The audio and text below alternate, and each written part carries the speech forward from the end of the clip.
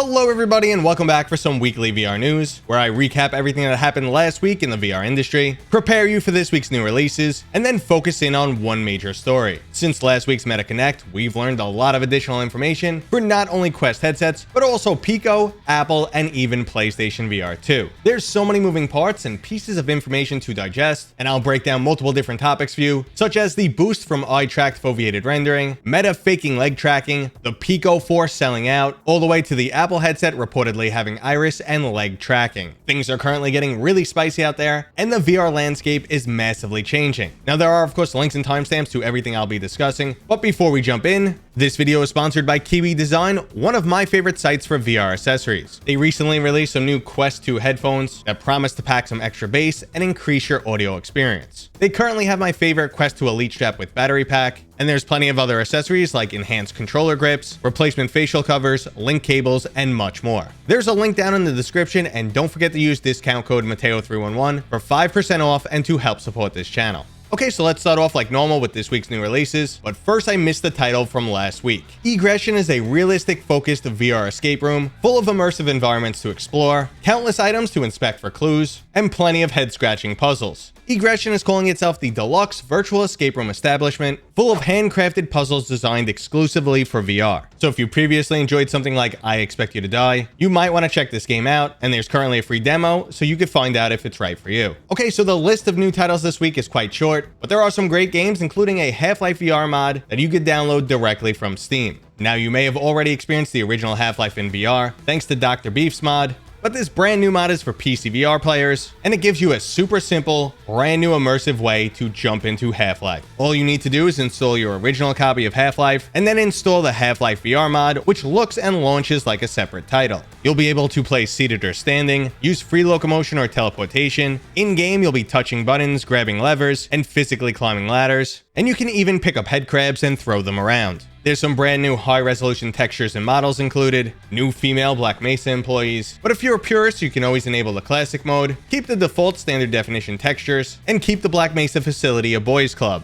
Even if you've played Half-Life 100 times or never played it, I do recommend you jump in and check out this mod. And next up, we have the 4-person co-op zombie survival title, Requisition VR. Requisition puts a little bit of a twist on the original formula, and rather than just boarding up the doors and windows and shooting down hordes of zombies, you'll scavenge for any supplies you can find, craft a truly unique assortment of weapons, and even set up some Home Alone style traps. When you get bored of bashing in zombie skulls, there's a 4-person free-for-all deathmatch mode that still includes that unique weapon crafting and trap setting. I've already had a lot of fun in this title on previous beta builds, and I'm ready to jump back in and see how far it's come. And finally, right before Halloween, we have a full overhaul to the classic horror title, Exorcist Legion VR. The Quest version now features overhauled graphics, hyper-realistic lighting effects, and deluxe 3D audio. The Exorcist Legion VR consists of 5 interconnected stories, all of which can be absolutely terrifying. The title's part mystery, part puzzle solving, and bladder emptying horror. There's truly immersive environments. You'll have to put your exorcism tools to use. Plus, there's hidden artifacts to find if you're willing to stick around longer than you need to. And your performance will be judged if you're someone who likes a challenge. Now, extreme scares in VR are definitely not for me, but Halloween is right around the corner, and I'm curious if you guys want me to put together a list of the best VR horror games, both free and paid. If you do, let me know down in the comments. Okay, so that's it for upcoming new releases. But before we move into those VR wars, we finally have some information on the performance gain from eye-tracked foveated rendering. Now, if you're not familiar with this technology, cameras are used to track your eyes, understand exactly where you're looking on the screen, and then lower the pixel density outside of your field of view, only maintaining the full quality exactly where you're looking. The expectation was a huge performance boost, but spoiler alert, it's barely better than fixed foveated rendering. Now, fixed foveated rendering doesn't require eye tracking, and basically reduces resolution to the outer edges of the screen more consistently. While this isn't ideal for the user experience, and can be visually disruptive at times, it's just a much simpler solution. Now, eye-tracked rendering performance does increase as resolution goes up, so it's most likely why we have eye tracking on the PlayStation VR 2, but if the leaks are true, not on the Quest 3. So while this technology isn't the holy grail we hoped it would be, it'll most likely be a much bigger deal further down the road. Okay, so let's move into those VR wars. Starting with a quick how it all began and moving into a status check, the first players in the VR game were HTC, backed by Valve, Meta, formerly known as Facebook, acquiring Oculus, and Sony creating the PlayStation VR. Roughly 7 years later, the landscape has significantly changed. HTC has almost completely abandoned the consumer market, focusing instead on enterprise, but they are currently teasing a new ultralight VR headset that rumors are claiming is a Quest competitor, but as of right now, nothing is official. Now, Meta has since become the new dominant player in VR,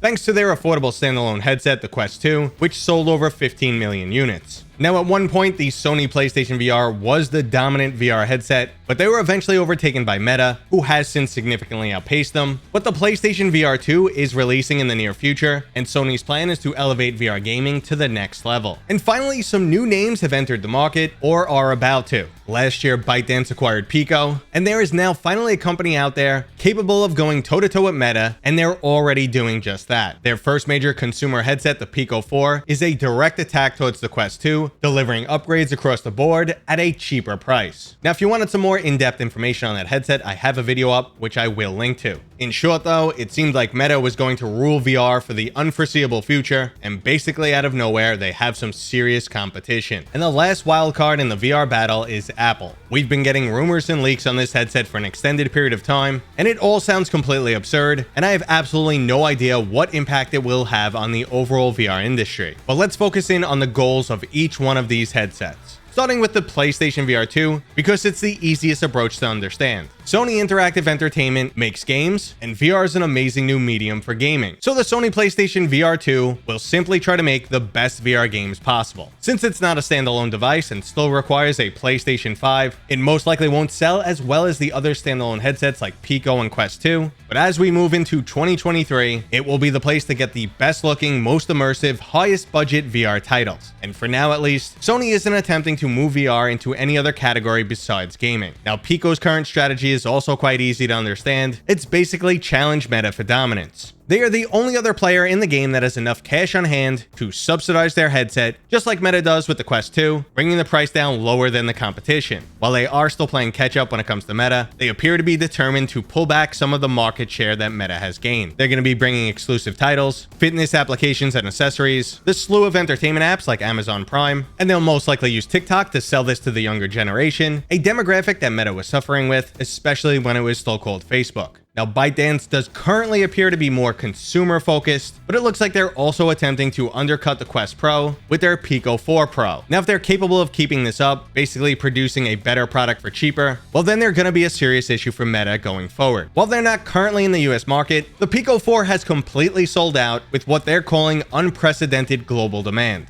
Now, Meta's approach is global domination. Okay, I'm kidding there, but it's extremely clear that they want more than just this gaming market, and they want to turn VR into the next computing platform, just like your cell phone. And they also want to create a whole new world, known as the metaverse, built around this technology. Now, this could truly be a trillion-dollar industry, but there's no clear path on how to get there, and some people are refusing to believe in this vision. If Meta can stay on course for the next 5 to 10 years, there's some absolutely insane potential here. And yes, VR and AR applications can become part of our daily lives. And currently, Meta has engaged the kitchen sink approach, trying to control every facet of VR. When it comes to gaming, they've now acquired 9 major studios, helping to ensure that most exclusives will be on the Quest platform. They're working with Microsoft for both business and entertainment, so that's everything from Zoom meetings to streaming Microsoft Xbox games to your Quest headset. They're partnering with Qualcomm to not only make the best possible chips for VR headsets, but also potentially limit what access to hardware that their competitors have. And they're making tools available to developers to help more easily integrate certain features, but it might come at the cost of locking down your title to their specific platform. So basically, Meta's going to do whatever it takes to stay in the lead of the VR industry, even if it means playing dirty a bit, having conferences that fake technology that shows not exactly what we have now, but what they expect to have in a few years. Now, while I completely understood that, and there even was a disclaimer going into the recent Meta Connect, Zuckerberg had to recently confirm that his Horizon Worlds leg presentation was indeed motion captured